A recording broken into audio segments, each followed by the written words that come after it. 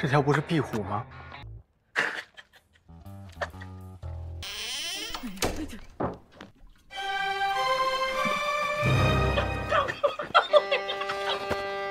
Halo semuanya, kembali lagi dengan saya. Kali ini saya akan menceritakan alur cerita film Putri Duyung lagi ya guys.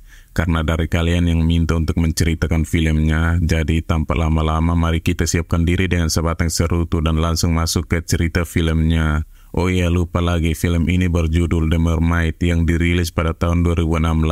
Film ini menceritakan tentang perjuangan para duyung dan binatang laut lainnya untuk mempertahankan diri mereka dari manusia. Karena manusia menciptakan sebuah alat bernama sonar yang membuat banyak duyung dan hewan laut lainnya terluka. Oke, kita masuk ke cerita filmnya. Tapi sebelum kita ke alur ceritanya, jangan lupa untuk like, komen, subscribe, dan nyalakan loncengnya ya. Terima kasih.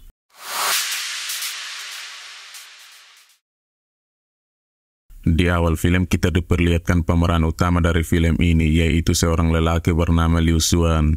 Dia adalah seorang sukses dengan kekayaan yang berlimpah. Dia juga membeli sebuah teluk hijau untuk kepentingan reklamasi laut, di mana mereka berencana untuk membersihkan laut dengan menggunakan sonar tersebut. Liu Xuan kemudian bekerja sama dengan seorang wanita bernama Li. 请受我一拜。海天海。 阿正这人真是太讨厌了。哎呦，那太好了！现在我退休了。 Pada malam hari, Li mengadakan pesta meriah untuk keberhasilannya karena sudah membeli sebuah teluk hijau. Pesta itu dihadiri dan dimeriahkan oleh banyak orang. Tak lama kemudian, seorang gadis cantik tiba-tiba datang dan menghampiri Liu Xuan dan memberikan nomor teleponnya pada Liu Xuan. Jadi guys, wanita cantik itu adalah seorang putri duyung yang sedang menyamar menjadi manusia. Dia dikirim oleh yang lainnya untuk membunuh Liu Xuan karena Liu Xuan yang telah merusak habitat mereka dan membunuh banyak warga laut. Wanita cantik ini bernama San. San ini dengan yang lainnya tinggal di sebuah kapal tua yang berada di tepi teluk hijau untuk saat ini. Hanya kapal itu saja yang belum bisa dijangkau oleh sonar, jadi dia dan kawan-kawannya memutuskan untuk tinggal di sana. Terlihat bahwa di sana banyak sekali duyung dan beberapa di antara masih terluka parah. 刘先生，我拦住他！ Oh iya guys, jadi cara kerja dari sonar tersebut adalah saat sonar itu diaktifkan, bahkan dengan sekejap saja seekor ikan emas akan hancur berkeping-keping. Itulah mengapa sonar itu sangat berbahaya bahkan untuk para duyung. Sementara itu di tempat tinggal San ada seorang nenek yang menjadi ketua di sana. Dia menjelaskan bahwa dahulu manusia dan duyung sebenarnya memiliki nenek moyang yang sama. Namun karena keserakan ingin menguasai dunia, manusia akan menangkap dan menyiksa banyak hewan laut termasuk para duyung. Itulah mengapa mereka harus selalu berhati-hati kepada manusia.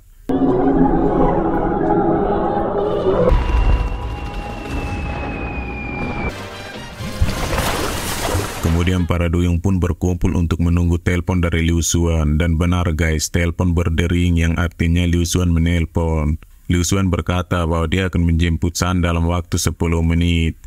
我操你鱿鱼！散开！等电话。 Oh ya guys, sebelum lanjut saya mau kasih tahu kalian kalau ini sangat lucu. Lanjut, gurita mulai bersiap di posisi masing-masing untuk menyerang Liu Xuan dan ternyata San dijemput oleh orang-orang suruhan Liu Xuan. Jadi guys, rencana penyerangan itu pun akhirnya gagal.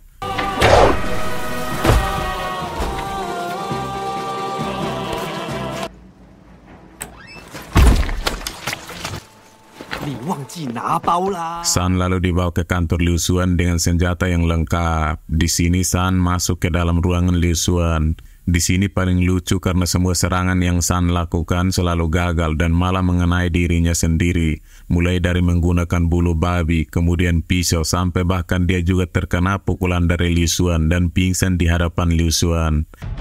你他妈的！别小声！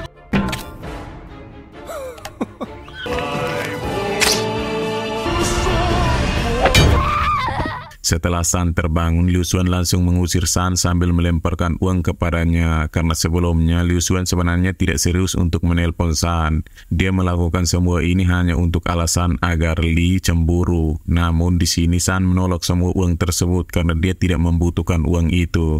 Lalu saat San diusir dengan paksa, Li tiba-tiba datang ke ruangan Liu Xuan, dan Liu Xuan langsung berpura-pura baik kepada San dan mengajaknya pergi dari ruangan tersebut.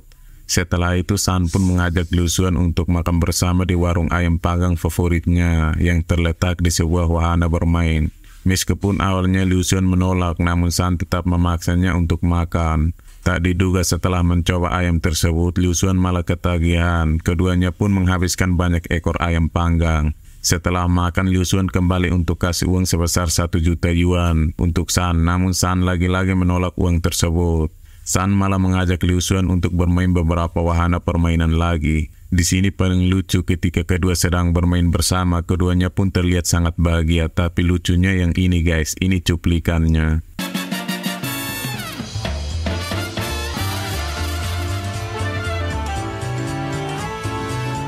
Setelah itu Liu Xuan akan mengantarkan San kembali pulang ke rumahnya. Terlihat seperti mereka sudah saling jatuh cinta. Keduanya hampir sampai di rumah, tapi di sini para duyung dan paman gurita kembali bersiap di rumah untuk memburu Liu Xuan. Tak disangka San masuk sendiri ke dalam rumah dan langsung menyuruh Liu Xuan untuk pulang saja. Hal itu membuat rencana mereka gagal lagi. Keesokan harinya Liu Xuan kembali menghubungi San dan mengajaknya untuk pergi makan. Tak disangka paman gurita tiba-tiba muncul di sana dan berakting sebagai koki yang sangat profesional. Tapi di sini paling lucu juga saat bersiap akan membunuh Liu Xuan, para bodyguard keluar dan berjaga di belakang mereka. Hal itu akhirnya membuat paman gurita mengurungkan niatnya. Namun di sini lucunya ketika tentakelnya atau kakek guritanya sudah terlanjur terlihat, dia pun langsung berpura-pura bahwa itu adalah gurita hasil tangkapannya. Lalu kedua kakeknya pun langsung dimasak. Kakek paman gurita itu dipotong, digiling, dan bahkan dibakar. Paman gurita itu pun tidak tahan lagi dan langsung kabur. Dia juga menyiratkan semua tintanya pada orang-orang dan kabur melalui jendela.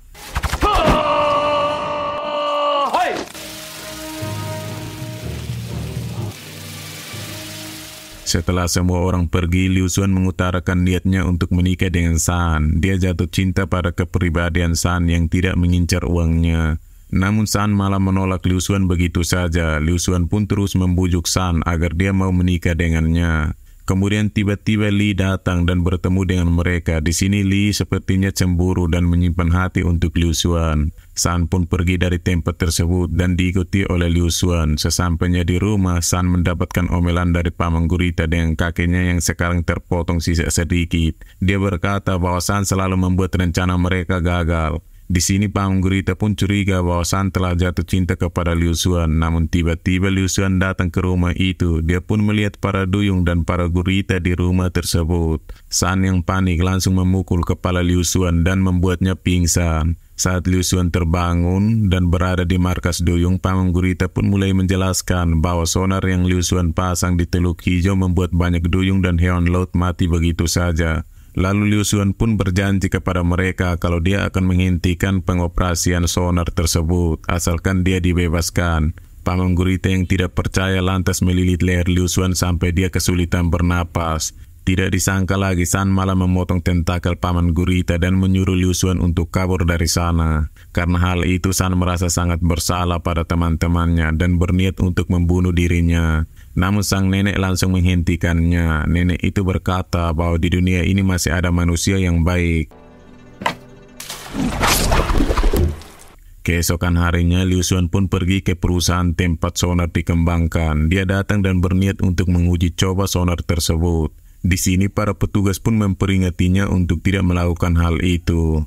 Namun dia tetap memaksa. Setelah masuk ke ruangan, dia pun bersiap untuk melakukan uji coba. Baru sebentar saja dia aktifkan, Liu Xuan langsung merasa pusing. Padahal petugas juga mengatakan bahwa sonar belum diaktifkan sepenuhnya. Tanpa basa-basi, Liu Xuan pun mengumpulkan pertemuan dengan semua petinggi perusahaan di sana dan langsung menurunkan perintahnya untuk membatalkan proyek sonar di Teluk Hijau. Semua petinggi pun kaget dengan keputusan tiba-tiba yang diambil oleh Liu Xuan. Kemudian tiba-tiba Li juga datang ke ruangan pertemuan itu dan mendukung keputusan Liu Xuan. Dia merasa bahwa Liu Xuan pasti punya alasan kuat untuk melakukan hal tersebut dan akhirnya sonar pun dinonaktifkan. Setelah itu, Liu Xuan bercerita tentang Putri Duyung kepada Li.